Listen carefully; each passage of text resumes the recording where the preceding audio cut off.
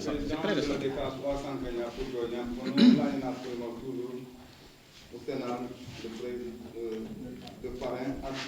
Njekare son sire koli yela kuma president at kusega katibir kamandi e zeye tibir kamandi ka jamor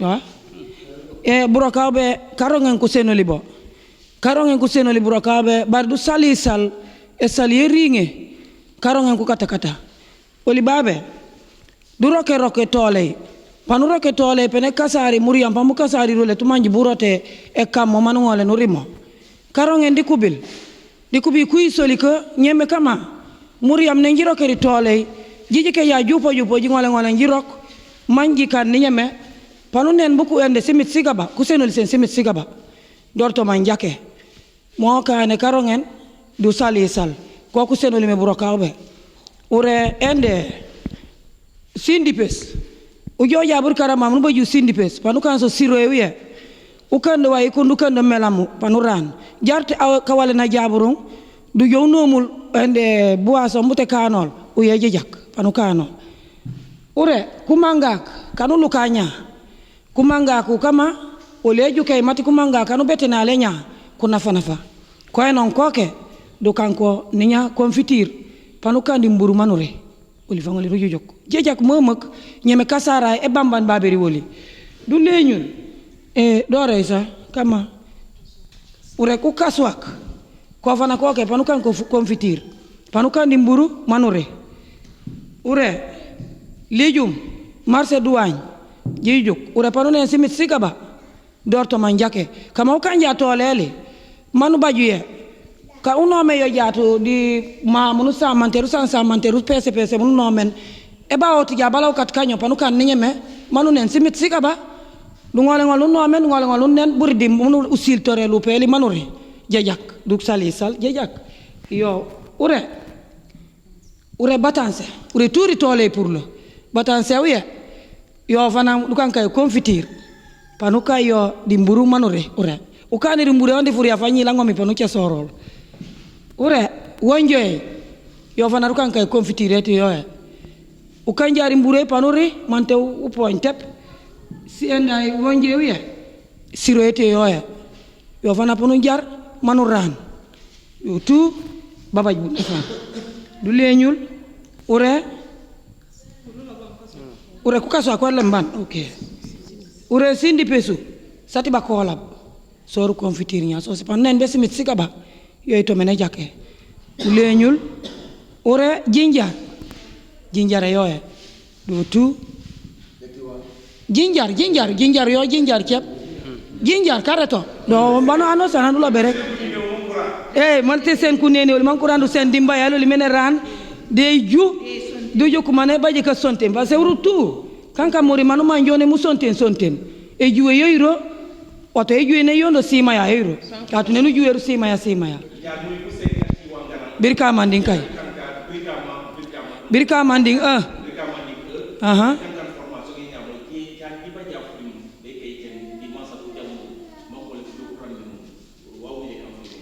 babe may ñime lu kay ñaan lu kan formation ngaye bare mansa du ñeñe sur e lobby ko oli formation ngamu ñu ñew kanu ya matériel bare matériel e hani wax wanor baji to mo ñaa ñewoli batta paler mome munu kamboni munu rok munu isen ye kanu li me broka mom munu isen di congrès loli manu reg mansa oli broka bi kuy soli subo u baji semba sati bu broka bati bo kabiring matériel sati bo bi buri place tan waren mo lako munu kamburo kabe ase war nu baji elup danote kala ko munu rok buro kabe elup en ma ñone jake yo tu u baji du kori sembe sile turoli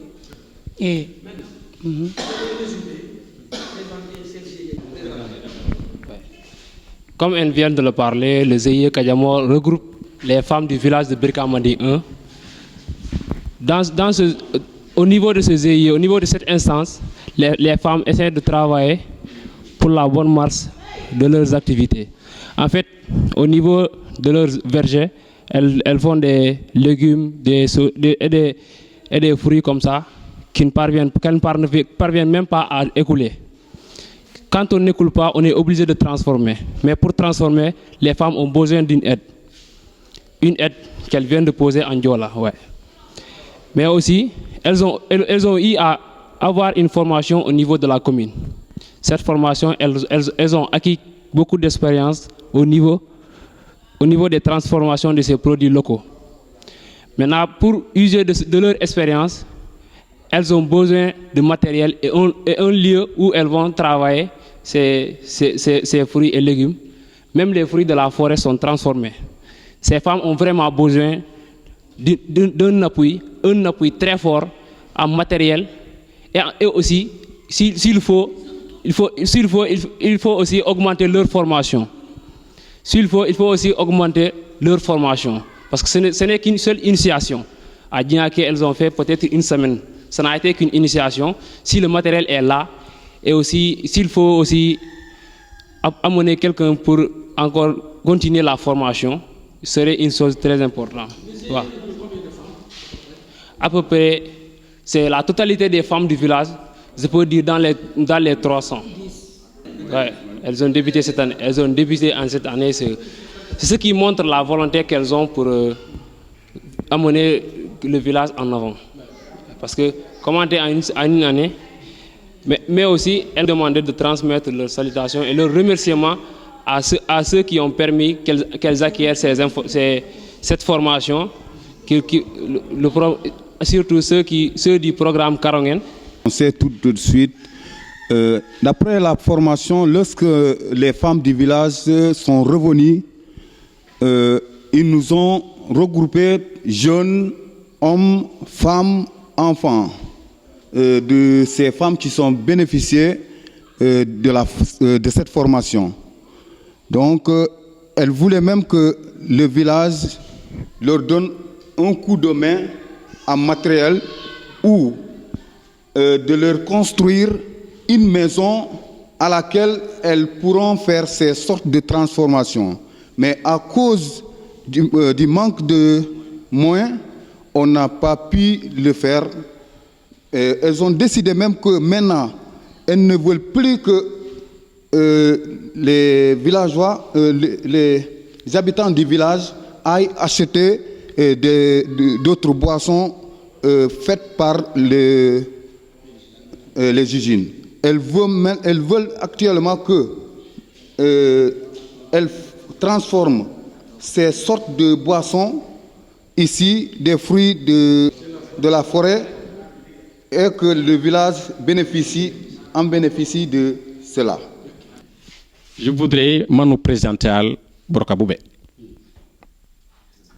Ban Karongen Kungarlomi, Mankondi Karamben Kuseka Kati la commune. Transformation des fruits et légumes. Kokuman Kudjoumen l'a presque partout des vergers. De Koukando, le système solaire, de Boumelam. Sunjare Mitetate de Semit, la production en légumes, Yobuka Djoupole, tout le monde a le nom à tout. De qu'on est pas transformé, mangi conservé, mangi manqué de nom. Et le marché, le premier marché, il faut manquer olal.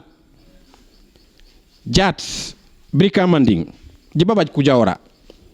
Ou les mieux de nom et nom aussi Canet Gambi, ou la die boutique yataï.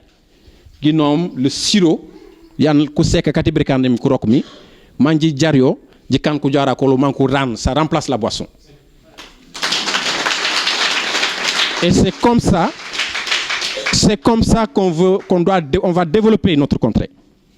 Monsieur le maire, je voudrais qu'on s'organise pour appuyer les femmes de tous ces GIE-là à implanter des unités de transformation de ces fruits. Parce qu'il y a du matériel qu'il faut acquérir. J'ai assisté aux formations, monsieur le président du CRDP, avec madame Ehemba, à Djignaki, pour les groupes de Djignaki Kabiline et les 2 groupes de Badjana. Mais c'est formidable ce que les gens font. En plus de ça, il y a ce qu'ils appellent les repas nutritionnels. Ma foi, il faut goûter. Si tu es gourmand comme moi, c'est très succulent. Koussi les silbes, si les bouquets, mandemanje bobu sousou mante kolini. Eh.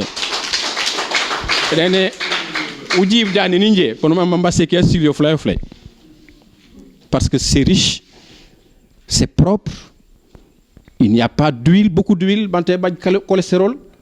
Vraiment, c'est ce qu'il faut. Je pense que Kati Santé Koktate, ils doivent nous encourager à manger ce genre de repas. Mon yo la les silé douliné nanosan. Appelez Cliari Mam Kalancé. Asek Andiatate, Akane formation. Ou Djoum, dit les journalistes, Manou Sil, où il connaît Siro, yeti Sindip. Voilà, Sindip, c'est pas avec Karamba, Kampagay. Pour nous tout ça, ou dit ma bougambe mankunom. Voilà, Routulal, Manou Mabal. Kamat Sindip, pour nous tout ce job, du Silso, ou kan jus, voilà, du kan Siro, Manou nomen. Tate mante pour Dakar, ou nous dit pour épicerie. Pankou nomme yo très cher. Donc, nous avons des salles qui ont été d'accord, nous avons une formation et nous avons des salles. Merci.